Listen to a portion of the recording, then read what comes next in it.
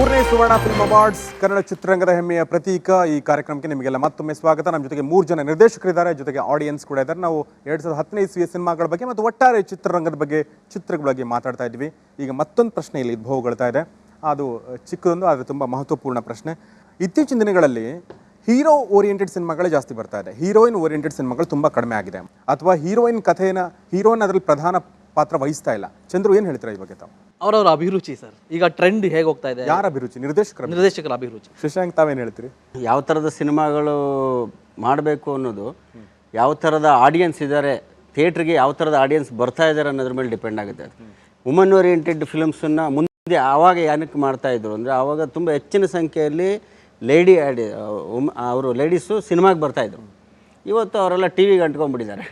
ಈ ಎಲ್ಲ ಇದರಲ್ಲಿ ಮಹಿಳಾ ಪ್ರಧಾನ ಸಿನಿಮಾಗಳು ಮಾಡಿಲ್ಲ ಅಂತ ಹೇಳ್ತಾನೆ ನೀವೊಂದು ಮಹಿಳಾ ಪ್ರಧಾನ ಸಿನಿಮಾ ಮಾಡಿದ್ದೀರಾ? 2 ಮಾಡಿದ್ದೀನಿ. ಮೊಗ್ಗಿನ ಮನಸ್ಸು ಕಂಪ್ಲೀಟ್ ನನ್ನ ಪ್ರಕಾರ ಮಹಿಳಾ ಪ್ರಧಾನ, ಮತ್ತು ಕೃಷ್ಣ ಲವ್ ಸ್ಟೋರಿ ಕೂಡ ಒಂದ್ ರೀತಿಯಿಂದ ಮಹಿಳೆಗೆ ಹೀರೋಯಿನ್ನೇ ಪ್ರಧಾನ ಪಾತ್ರ ವಹಿಸ್ತಾರೆ. ಅದ್ರಲ್ಲಿ ಹೀರೋ ಬಂದು ಹೋಗ್ತಿರ್ತಾನೆ ಮತ್ತೆ ಹೀರೋಯಿನ್ ಮಾತ್ರ ಉಳ್ಕೊಂಡಿರ್ತಾರೆ ಅಲ್ವಾ?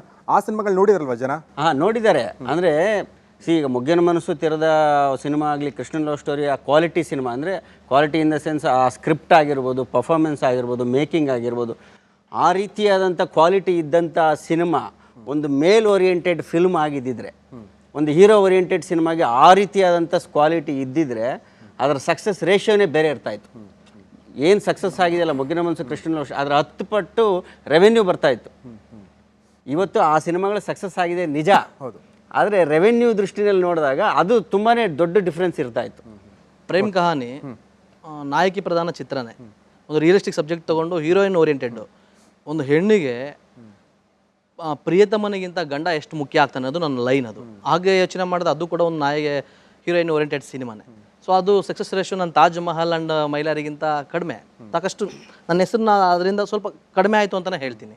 ಸೊ ಹಂಗಾಗಿ ಅದು ಕೂಡ one of the main reason ಇರ್ಬೋದು. ಓಕೆ, ಮಹಿಳೆಯರನ್ನ ನಮ್ಮ ಜೊತೆಗಿರೋದ್ರಿಂದ ನಿಮಗೆ ಅನ್ನಿಸುತ್ತೆ ಹೀರೋಯಿನ್ಗೆ ನಮ್ಮ ಚಿತ್ರಗಳಲ್ಲಿ ಸಿಗ್ತಿರುವಂಥ ಒಂದು ಪಾತ್ರಗಳಿರ್ಬೋದು, ಅಥವಾ ಅವ್ರಿಗೆ ಸಿಗ್ತಿರುವಂಥ ಸ್ಕ್ರೀನ್ ಸ್ಪೇಸ್ ಇರ್ಬೋದು, ಅವರ ಟೈಮಿಂಗ್ ಇರ್ಬೋದು, ನಿಮಗೇನು ಅನಿಸುತ್ತೆ? ನೀವು ಹೇಳಿ. ನಾವು ಮೊದಲು ಫಿಲಮ್ ನೋಡೋಕ್ಕೆ ಹೋಗ್ಬೇಕಂದ್ರೆ ನಾವು ಇದು ಹೀರೋ ಓರಿಯೆಂಟೆಡ್ ಇಲ್ಲ ಹೀರೋಯಿನ್ ಓರಿಯೆಂಟೆಡ್, ಅದಕ್ಕಿಂತ ಮುಂಚೆ ನಾವು ಇದು ಸ್ಟೋರಿ ಹೇಗಿದೆ ಅದ್ರ ಮೇಲೆ ಜಾಸ್ತಿ. ಇವಾಗ ನನಗೊಂದು ಡೌಟ್ ಇದೆ sir, Aptha Mitra heroine oriented or hero oriented? It's obviously heroine oriented ಅಲ್ವಾ? ನಾಗವಲ್ಲಿ ಫೀಮೇಲ್ ಓರಿಯೆಂಟೆಡ್ ಅಲ್ವಾ? ಬ್ಯೂಟಿಫುಲ್ ಸಕ್ಸಸ್ ಆಗಿದೆಯಲ್ಲ. ಸೊ ಆ ಥರ ಸ್ಟೋರೀಸ್ ಇದ್ರೆ ಆಬ್ವಿಯಸ್ಲಿ ನಾವು ಅಕ್ಸೆಪ್ಟ್ ಮಾಡೇ ಮಾಡ್ತೀವಿ. ಅದು ಎಷ್ಟು ಸತಿ ನೋಡೋಕ್ಕೂ ಇಷ್ಟಪಡ್ತೀವಿ. ನೀವು ಹೇಳಿದಾಗೆ ಎಲ್ಲೊಂದು ಕಡೆ ಮಹಿಳೆ ತುಂಬ ಪ್ರಧಾನ ಪಾತ್ರ ವಹಿಸ್ತಾಳೆ. ಮುಂದಿನ ಚಿತ್ರಗಳಲ್ಲಿ ಆ ಥರದ್ದು ಬರುತ್ತೆ ಅಂತ ಅನ್ಕೋತೀನಿ.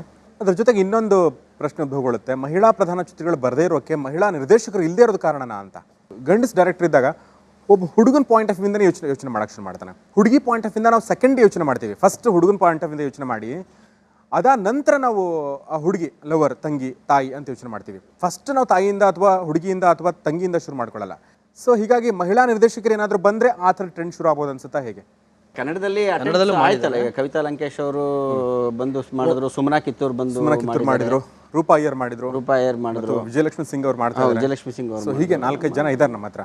ಆದರೆ ಈಗ ಇನ್ನೊಂದು ಪ್ರಶ್ನೆ ಬರುತ್ತೆ, ನಿಮ್ಮ ಹತ್ರ ಇರುವಂಥ ಅಸೋಸಿಯೇಟ್ಗಳು ನಿರ್ದೇಶಕರು ಏನಂತಾರೆ, ಅದರಲ್ಲಿ ಹುಡುಗಿಯರಿದ್ದಾರಾ? ಅದ ಕತೆ ಹೇಳಕ್ಕೆ ಶುದ್ಧ ಬೇಕು ಇವಾಗ ನಾವು. ಯಾಕೆ ಸರ್, ದಯವಿಟ್ಟು ಅದನ್ನ ಸ್ವಲ್ಪ ಸ್ಟಾರ್ಟ್ ಆಗಿ. ಇಲ್ಲಿ ಪ್ರಾಬ್ಲಮ್ ಏನು ಗೊತ್ತಾ, ಒಂದು ಇನ್ನ ಪಾಪ ಒಬ್ಬ ಡೈರೆಕ್ಟರ್ ಹೋಗ್ಬಿಟ್ಟು ಆ ಲೇಡೀಸ್ ಅಸಿಸ್ಟೆಂಟ್ಗಳನ್ನ ಇಟ್ಕೊಂಡು ಏನಾದರೂ ಸಿನಿಮಾ ಮಾಡ್ತಾನೆ ಅಂದರೆ ಬಡಿ ಮಗಂದು ಫ್ರಂಟ್ ಪೇಜಲ್ಲಿ ಫಸ್ಟ್ ಆಫ್ ಆಲ್ ಸ್ಟಾರ್ಟ್ ಆಯ್ತದೆ, ಆಯ್ತಾ? ಅದರಲ್ಲಿ ನಮ್ಮ ಹಳ್ಳಿ ಜನ ಕೇಳ್ಬೇಕಾ, ಸಿಟಿ ಬಿಡಿ, ಕೆಲವು ಜನ ಇದ್ದೇ ಇರ್ತಾರೆ, ಗೊತ್ತಿಲ್ಲ ಅದು ಹಂಗ ಇತ್ಕೊಂಡಲ್ಲೇ ಹಿಂಗ ಇತ್ಕೊಂಡಲ್ಲೇ ಸ್ಟಾರ್ಟ್ ಮಾಡ್ಬಿಡ್ತಾರೆ ಅವರು. ಈ ಮನೆಗಳಲ್ಲಿ ಕೇಳ್ಬೇಕಾ, ಬೆಲ್ ಹೊಡೆದ್ರೆ ಬಾಗ್ಲೆ ತೆಗೆದೋಯ್ತಾರೆ. ಆಮೇಲೆ ಏನೇನು ಪ್ರಾಬ್ಲಮ್ ಗೊತ್ತಾ? ಅಯ್ಯೋ ದೊಡ್ಡ ವಿಷಯ. ಇಂಡಸ್ಟ್ರಿ ಅದಕ್ಕೋಸ್ಕರ ಹಿಂಗೆ ಇದೆ. ಅದು ಅಕಾಡೆಮಿಕ್ ಆಗಿ ಏನಾದರೂ ಒಂದು ಕೋರ್ಸ್ ಮಾಡ್ಕೊಂಡು ಬಂದಿರೋವಂಥವ್ರಾದರೆ, ಕೆಲಸ ಗೊತ್ತಿರೋವಂಥವ್ರಾದರೆ ನಾವು ಎನ್ಕರೇಜ್ ಮಾಡ್ತೀವಿ. ಇಬ್ಬರು ಹುಡುಗಿಯರಿದ್ದಾರೆ, ಅವ್ರೇನಾದರೂ ನಿರ್ದೇಶಕ ಆಗ್ಬೇಕಂತ ಏನಾದರೂ ಕನಸಿದೆಯಾ ನಿಮ್ಗೆ? ಏನಾದರೂ ಚಿಕ್ಕ ಕನಸು ಇದೆಯಾ? ಇಷ್ಟ ಇದೆಯಾ? ನೋಡಿ, ನಿಮ್ಗೆ ಯಾರ ಹತ್ರ ಹೋಗ್ಬೇಕಂತ ಅನ್ಸುತ್ತೆ? ಈಗ ಈ ಮೂರೇ ಫಸ್ಟ್ ನೀವು ಯಾರ ಜೊತೆ ಕೆಲಸ ಮಾಡಬೇಕು? ಏನು ಗೊತ್ತಾ, 3 ಜನ ಇದ್ರಲ್ಲ, ಬಡಿ ಮಕ್ಳು ಏನೋ ತಪ್ಪು ತಿಳ್ಕೊಬಿಟ್ರಪ್ಪ, ಈ ಶಶಾಂಕ್ ಅವ್ರ ಹೆಸರು ಹೇಳ್ಬೋದಿಲ್ಲ, ಚಂದ್ರ ಅವ್ರ ಹೆಸರು ಪ್ರೇಮ್, ಏನು ಮಾಡೋದು, ಹಾಗೇನಿಲ್ಲ, ಬೇಡ ಬಿಟ್ಬಿಡಿ ಅಂದರು. ನಾನು ಯಾವಾಗ ಜಾಸ್ತಿ ಅವ್ರನ್ನೇ ಅಬ್ಸರ್ವ್ ಮಾಡಿದ್ರೆ ನನ್ನ ಕಡೆ ಕೈ ತೋರಿಸ್ಬಿಟ್ರು ಅವರು. ಎಸ್, ನೀವು ಮಹಿಳಾ ನಿರ್ದೇಶಕರ ಜೊತೆಗೆ ಮುಂದಿನ ದಿನಗಳಲ್ಲಿ ಕೆಲಸ ಮಾಡ್ತೀರಿ ಅಂತ ಅನ್ಕೋತೀನಿ. ಆ ಮೂಲಕ ಒಳ್ಳೆಯ ನಿರ್ದೇಶಕರು, ಮಹಿಳಾ ನಿರ್ದೇಶಕರು ಕನ್ನಡ ಚಿತ್ರರಂಗಕ್ಕೆ ಬರುವಂತಾಗಲಿ. ಯಾಕೆಂದರೆ ಹೊಸ ಯೋಚನೆಗಳು, ಹೊಸ ಥರದ ಪ್ರಯತ್ನಗಳು ಆಗ್ತಾನೆ ಇರಬೇಕನ್ಸದ ಮಹಿಳಾ ಪ್ರಧಾನ ಸಿನಿಮಾಗಳು ಬರೋಕ್ಕೆ ಅದರಿಂದ ಸಾಧ್ಯ ಆಗುತ್ತೆ ಅಂತ ಅನ್ಕೋತೀನಿ. ನಿಮ್ಮ ಜೊತೆಗೆ ನಾನು ಚರ್ಚೆ ಮುಂದುವರಿಸ್ತೀನಿ ಈ ಮಹಿಳಾ ಪ್ರಧಾನ ಸಿನಿಮಾಗಳ ಜೊತೆಗೆ. ಇದಾದ ನಂತರ ಬೇರೆ 2010ನೇ ಇಸ್ವಿಯಲ್ಲಿ ಬಂದಂಥ ಸಿನಿಮಾಗಳ ಬಗ್ಗೆ ಇನ್ನೂ ಹಲವು ವಿಚಾರಗಳಿದೆ. ಆ ಎಲ್ಲವನ್ನು ನಾವು ಮಾತಾಡೋಣ ಚಿಕ್ಕದೊಂದು ಬ್ರೇಕ್ನ ನಂತರ.